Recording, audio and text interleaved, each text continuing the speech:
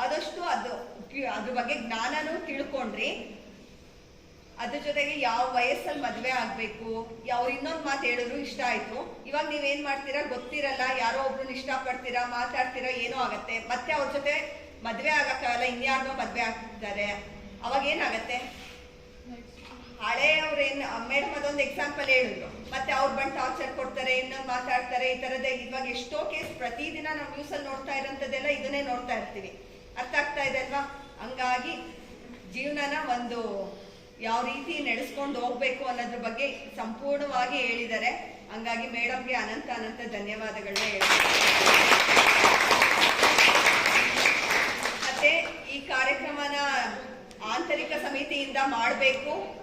ನನಗೆ ಪಾವಗಡದಲ್ಲಿ ಯಾರು ಪರಿಚಯ ಇಲ್ಲ, ಹಂಗಾಗಿ ಸರ್ನ ಕೇಳಿದೆ ನಾನು, ಸರ್ ಈ ಥರ ಒಂದು ಪ್ರೋಗ್ರಾಮ್ ಮಾಡೋದಕ್ಕೆ ರಿಸೋರ್ಸ್ ಪರ್ಸನ್ ಬೇಕು ಅಂತ. ಅವತ್ತಿನಿಂದ ಹಿಡಿದು ನಮ್ಮ ಆಂತರಿಕ ಸಮಿತಿ ರಚನೆ ಆದಾಗಿಂದ ಹಿಡಿದು ಮೇಡಮ್ನ ನಮಗೆ ಪರಿಚಯ ಮಾಡಿಸೋದ್ರಿಂದ ಹಿಡಿದು ಮತ್ತೆ ಇವತ್ತು ಬ್ಯಾನರ್ ಮಾಡಿಸೋದ್ರಿಂದ ಹಿಡಿದು ಇವತ್ತು ಸಂಪೂರ್ಣವಾಗಿ 2 hours ಇಲ್ಲೇ ಇದ್ದು ಕಾರ್ಯಕ್ರಮದ ಯಶಸ್ಸಿಗೆ ಕಾರಣಕರ್ತರಾಗಿದ್ದಾರೆ. ಮತ್ತೆ ಈ ಕಾರ್ಯಕ್ರಮದ ಅಧ್ಯಕ್ಷತೆಯನ್ನು ವಹಿಸಿಕೊಂಡಿರುವಂತ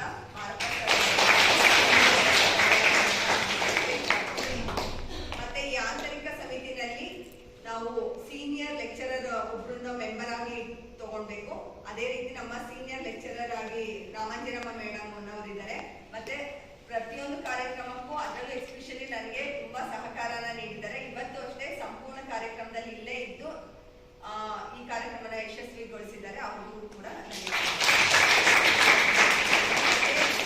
ಈ ಕಾರ್ಯಕ್ರಮದಿಂದ ಇನಾಗ್ಯುರೇಷನ್ ಬಂದಿದ್ದಂತಹ ಎಲ್ಲ ನನ್ನ ಕಲೀಗ್ಸ್ಗೆ ಮತ್ತೆ ನಾನ್ ಟೀಚಿಂಗ್ ಸ್ಟಾಫ್ ಆದ ಕುಮಾರ್ ಸರ್ಗೆ ಧನ್ಯವಾದಗಳನ್ನ ಅರ್ಪಿಸ್ತೀನಿ.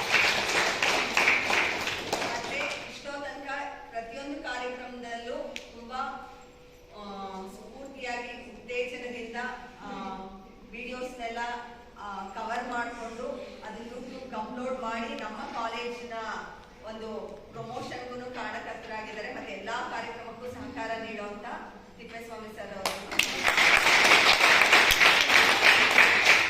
ಮತ್ತೆ 2 hours ಪ್ರೋಗ್ರಾಮ್ ಆದ್ರೂ ಯಾರು ಇನ್ನೂ ನಿದ್ದೆ ಬರ್ತಿದೆ ಅಂತ ಅನ್ನಿಸ್ತಾ ಇಲ್ಲ. ನಿದ್ದೆನೂ ಮಾಡಿದ್ರೆ ಎಷ್ಟು ಇಂಟ್ರೆಸ್ಟ್ ಇಂದ ಆಕ್ಟಿವ್ ಆಗಿ ಕೂತಿದ್ದೀರಾ. ನಿಮಗೂ ಅಷ್ಟೇ ತುಂಬಾ ಹೃತ್ಪೂರ್ವಕವಾದ ಪ್ರೀತಿಯ ಧನ್ಯವಾದ.